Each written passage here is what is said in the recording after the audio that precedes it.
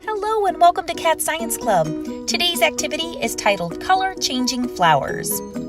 For this activity, you will need some white or light colored flowers, food coloring, water, and separate containers. I found these beautiful pale pink flowers while on a walk one day, but I do know that daisies, white carnations, and white hydrangeas make perfect flowers for this activity.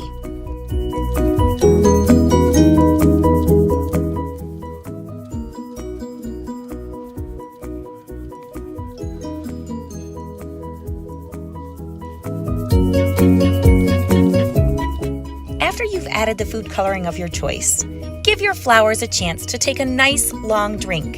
You will be amazed what you see. The stems of the flower absorb the dyed water, leaving you with beautifully colored petals. Thanks for joining Cat Science Club today. Remember to follow us on Facebook, Instagram, YouTube, and Twitter.